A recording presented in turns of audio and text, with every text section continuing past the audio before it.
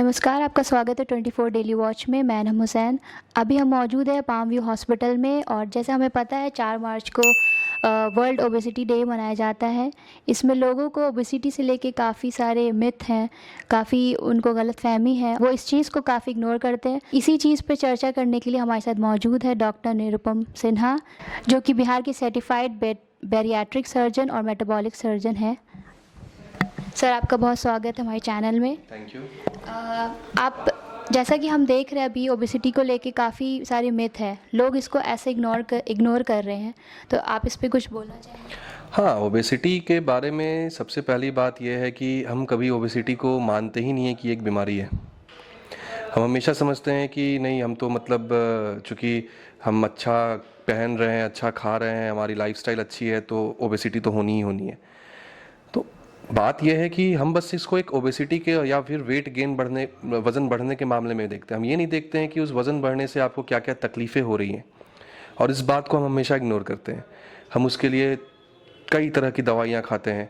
Blood pressure की दवा, जो कि मोटापे के कारण ब्लड प्रेशर हो जाते हैं, डायबिटीज़ हो जाती हैं, सांस लेने की तकलीफ़, स्लीप एपनिया हो जाते हैं, बहुत सारी चीज़ें होती है जो कि मैं बताऊँगा बाद में। उसके लिए हम कई तरह की दवाइयाँ खाते रहते हैं, और दवाइयाँ भी खाते हैं और उसका हम समझते हैं कि नहीं, इससे जो है हमारा मोटापा भी कम हो जाएगा और इससे जो है हमारा डायबिटीज़ भी करेक्ट हो जाएगा। तो ऐसा बहुत कम देखने में मिलता है। हम उसको रूट कॉज को ठीक करना है ना, हमें आपका जो मोटापा है उसे ठीक करो। आप उसको ठीक ही नहीं कर रहे हो और आप केवल डायबिटीज़ की दवा, ब्लड प्रेशर की दवा, हार्ट से संबंधित दवा, ये सब खाए जा रहे हो। तो मेन चीज़ है कि ये जो मिथ है हमारे, खास करके हमारे स्टेट में, बिहार में, ये एक मिथ को हमें ब्रेक करना है कि मोटापा जो है ये एक पैंडेमिक अब हो गया। जैसे कोविड पैंडेमिक आया था, वैसे ही मोटापा एक पैंडेमिक है जिसके बारे में हमें लोगों को अवेयरनेस फैलाना है। क्योंकि लोग जब अवेयर होंगे तभी उन्हें पता चलेगा कि उन्हें क्या क्या बीमारियों का सामना करना पड़ रहा है इस मोटापे के कारण। तो वही है कि इस अवेयरनेस के कारण हम लोग काफ़ी लोगों में हेल्प कर सकते हैं और एक सही परामर्श एक जो डॉक्टर के माध्यम से होता है वो हम उन्हें दे सकते हैं। सर, चाइल्डहुड ओबेसिटी भी आजकल बहुत तेज़ी से बढ़ रहा है, तो इसके क्या फ्यूचर कॉजेज़ हो सकते हैं? चाइल्डहुड ओबेसिटी, ये एक बहुत अच्छा सवाल आपने पूछा है। लैंसेट और कुछ पीयर रिव्यू जर्नल्स के हिसाब से 2021 तक देखा गया था कि बस 5% जो इंडियन पॉपुलेशन है उसमें चाइल्डहुड ओबेसिटी है। लेकिन ये 2021 से 2023 में ये 5% बढ़ के 14% तक हो चुका है। तो आप समझ सकते हैं कि चाइल्डहुड ओबेसिटी का कितना स्टीप राइज हुआ है आज के सिनेरियो में। अब कुछ बातें होती हैं, ये हम लोग आपस में बोलचाल की भाषा में बोलते हैं। एक होती है मैल न्यूट्रिशन, एक होती है मॉल न्यूट्रिशन। तो मैल न्यूट्रिशन होती है जो हम देखते हैं कि जो बच्चे कुपोषित होते हैं, जिनको खाने को नहीं मिलता है, या फिर बहुत सारी चीज़ें होती है, इसी कारण उन्हें प्रॉपर न्यूट्रिशन नहीं मिल पा रहा है, तो ऐसे लोगों में मैल न्यूट्रिशन होता है। एक होता है मॉल न्यूट्रिशन जो हम देते हैं अपने बच्चों को, ठीक है। मॉल न्यूट्रिशन मतलब जो न्यूट्रिशन आपके मॉल्स में मिलती हैं वो आपको मॉल न्यूट्रिशन कहलाती है, ये हमारा टर्म है। अब इसमें क्या है कि मॉल्स में मिलते क्या है, तो पिज्ज़ा, बर्गर, बाकी जो भी कुछ जंक्स फूड होते हैं वो होते हैं, तो हम उनको देते हैं बच्चों को। हम समझते हैं कि नहीं, बच्चा कम से कम खुश तो है। आप उसकी अभी की खुशी देख रहे हो, लेकिन आप ये नहीं देख रहे हो कि उसके कारण उसको आगे का फ्यूचर में क्या होने वाला है। तो चाइल्डहुड ओबेसिटी एक अलग अपने में ही एक बहुत विशेष टॉपिक है, जिस पे अगर बोलना आदमी शुरू करे तो वो पूरे दिन बोल सकता है, और उसके क्या क्या हार्म्स हो सकते हैं। कहा यह जाता है कि अगर चाइल्डहुड ओबेसिटी बढ़ती है आगे तो वो एक जनरेशन स्किप कर सकती है। तो आप समझ सकते हैं कि आजकल चाइल्डहुड ओबेसिटी भी किस रफ्तार से बढ़ रही है और उसे हमें क्यों रोकना चाहिए, ठीक है। तो वही बात है कि हमें अपने बच्चों पे स्पेशल ध्यान देना पड़ता है कि वो क्या खाते हैं, उनकी पौष्टिकता जो होती है वो कितने अमाउंट में होनी चाहिए, उनकी एक्टिविटी। आजकल ज़माना हो गया मोबाइल्स का, टैबलेट्स का, आईपैड्स का। अब हमको क्या होता है कि बच्चे अगर रोना शुरू किया, जिद करना शुरू किया, तो हम उनको मोबाइल्स दे दें कि आप बैठ के मोबाइल खेलते रहो। पहले के ज़माने में होता था कि शाम होती नहीं थी कि बच्चे बाहर निकलते थे खेलने के लिए, कुछ भी खेल रहे हैं, कोई भी गेम खेल रहे हैं, उससे उनकी फिजिकल एक्टिविटी मेंटेन रहती थी। अब हमारे साथ क्या है कि हम बच्चे को दे देते हैं, हम भी खुश हो जाते हैं कि बच्चा शांत है, वो बच्चा भी बैठ के देख रहा है और वो दिन भर जंक्स खा रहा है। अब इसके कारण होता क्या है कि बच्चे का वजन बढ़ते जाता है और सडनली तब हमें रियलाइज़ होता है कि नहीं यार, ये तो बहुत ज़्यादा बढ़ गया, अब इसको कैसे कम किया जाए। इस कंडीशन में अब उसको कम करना बहुत मुश्किल होता है, क्योंकि आपने उस बच्चे को आदत लगा दी है। आपने उस बच्चे को आदत लगा दी है गलत खाने की, गलत चीज़ें देखने की।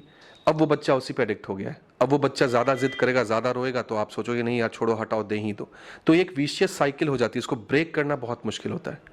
तो वही है कि अगर आपका बच्चा मोटा है या फिर अगर आपके बच्चे का वजन बढ़ रहा है, तो आपको उसे एग्रेसिव ट्रीटमेंट के फॉर्म में लेना चाहिए कि आप उसको कैसे ठीक करो। काउंसलर से मिलो, डॉक्टर से मिलो, वो आपको सलाह देंगे, सही सलाह देंगे।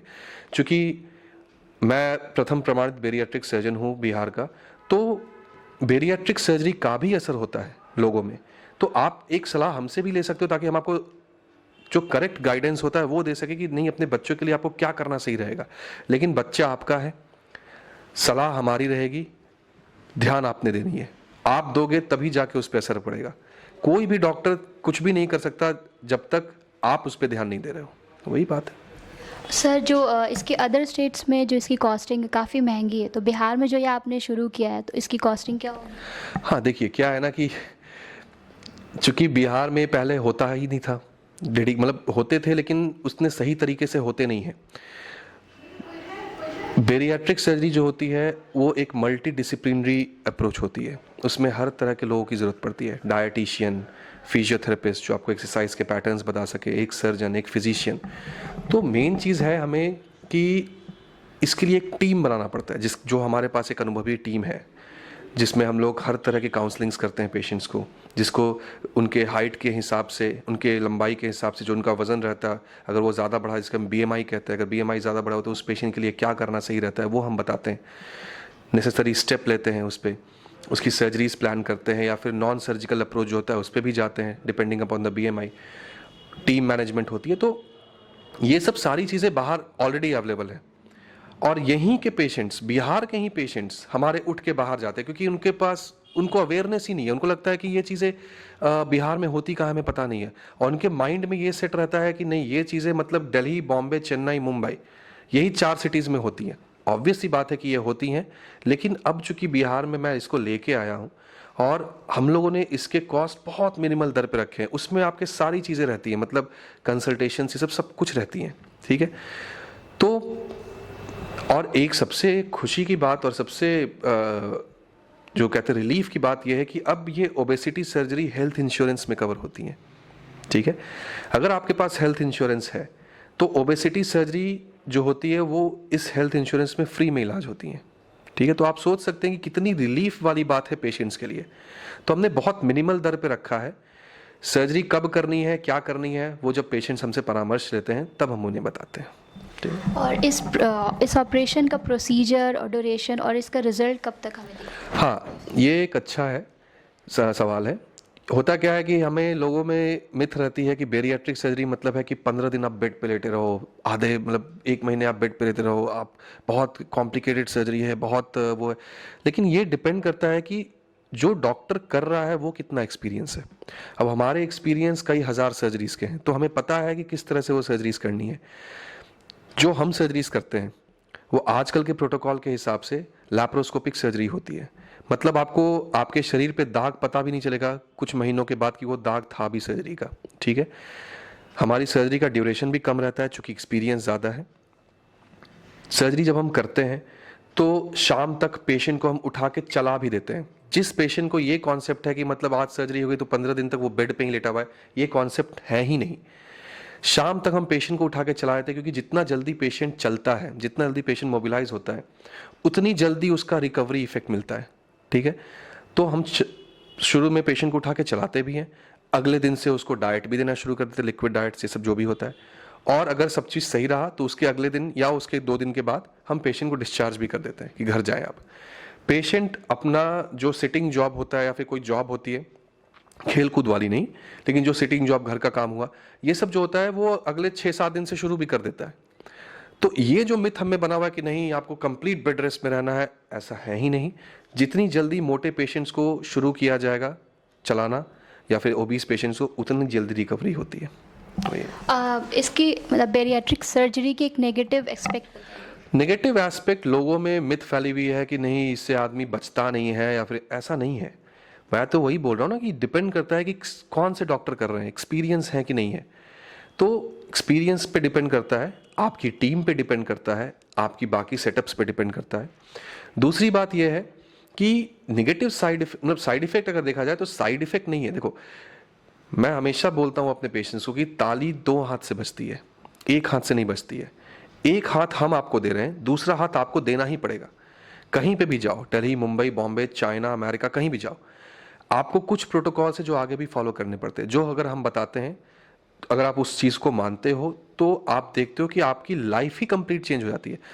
हम लोग ने उस पेशेंट्स को देखा है जो बेड रिडन होते थे, जो ऑक्सीजन डिपेंडेंट रहते थे, वो ऑक्सीजन से उठ नहीं पा रहे हैं, हमने उनकी सर्जरी करी, 3 महीने के बाद वो पेशेंट बिना ऑक्सीजन के हमारे पास चल के आता था। तो आप सोचो कि कितनी लाइफ चेंज होती है ऐसे पेशेंट्स की। बस वही है कि अगर सही परामर्श, सही सलाह और सही फॉलोअप पेशेंट्स का रहता है, जो हमारी अनुभवी टीम हम लोग करते हैं, तो आपकी जो लाइफ रुकी हुई सी है वो कंप्लीट एक चलने के स्टेज पे आती है और आप एक प्राइड के साथ समाज में घूमते हो।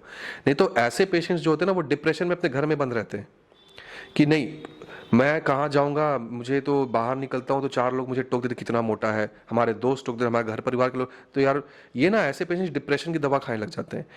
अब सबसे बड़ी बात है, ये जो एंटी डिप्रेसेंट्स होते हैं या एंटी साइकोटिक मेडिकेशन, इनकी एक प्रॉपर्टी होती है, ये वजन और बढ़ाती है।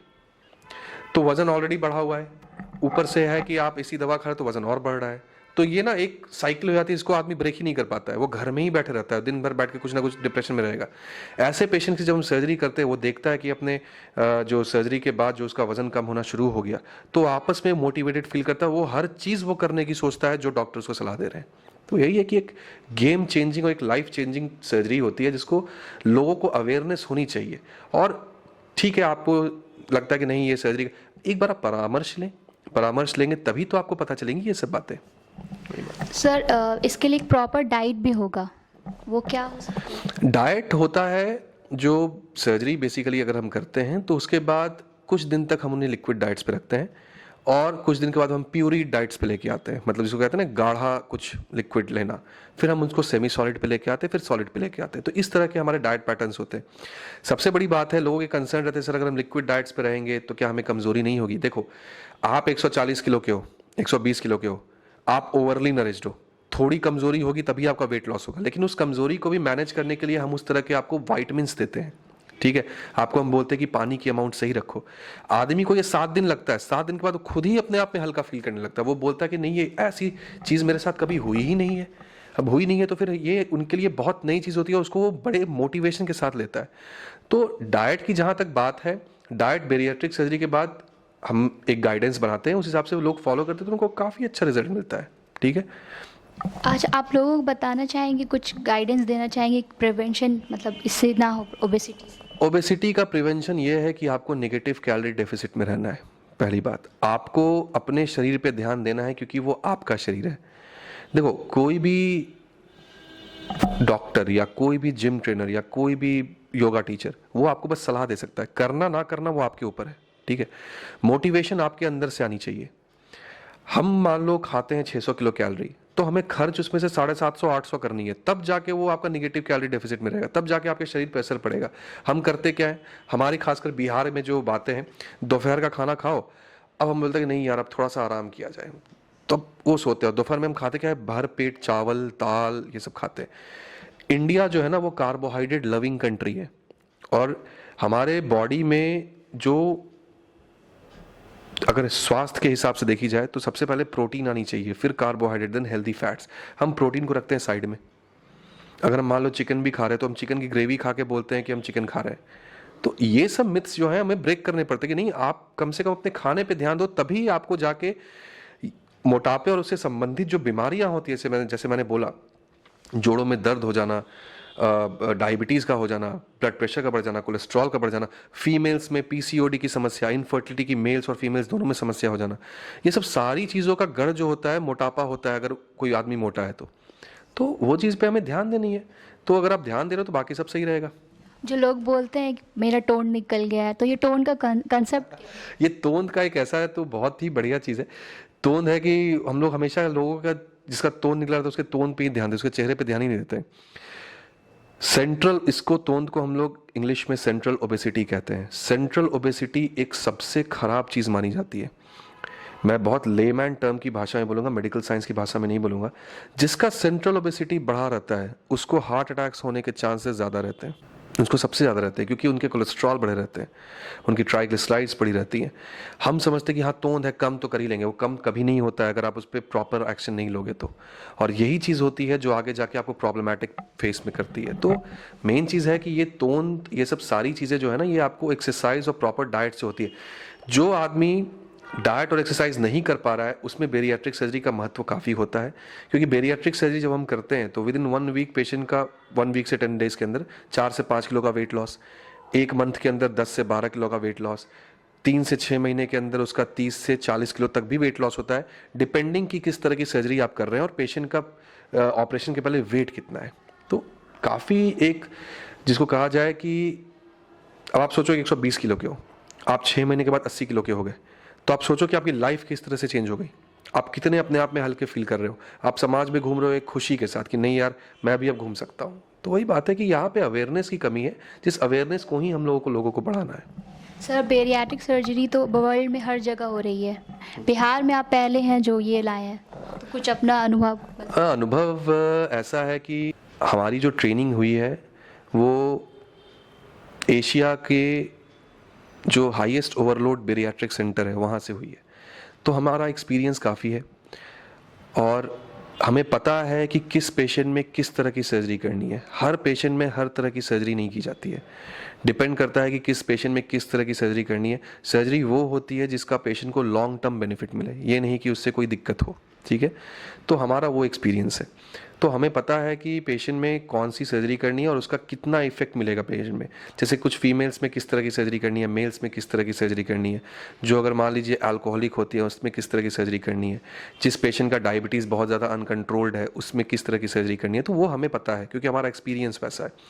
तो ये चीज़ है कि इस एक्सपीरियंस का फ़ायदा, चूँकि मैं बिहार में आया हूँ और बिहार में मैं चाह रहा हूँ कि यहाँ के लोगों को अवेयरनेस फैले, तो मेरा आपके चैनल के माध्यम से यही सलाह है कि जो कोई भी देख रहे हैं इस चैनल को, अगर उनके घर परिवार में भी अगर कोई ऐसे पेशेंट्स हैं जिनको रियली में इसकी ज़रूरत है, तो एक परामर्श आप हमसे भी ले सकते हैं।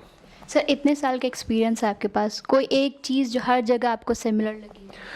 मोटापा मोटापा ही है जो हर जगह सिमिलर होती हैं, और मोटापे बढ़ने के लोगों के एक्सक्यूजेस वो हर जगह सेम होते हैं। सर आपने इतने लोगों को डील किया, अदर कम्युनिटीज़ के भी लोग आपके पास आते होंगे? हाँ, ये एक मैं एक बहुत सरप्राइजिंग बात बताऊंगा। हम लोगों ने हर तरह के लोगों को ठीक किया है। हमारा एक्सपीरियंस ट्रांसजेंडर पेशेंट्स के साथ भी है। हमने नहीं तो कईयों ट्रांसजेंडर पेशेंट्स को ऑपरेट किया है।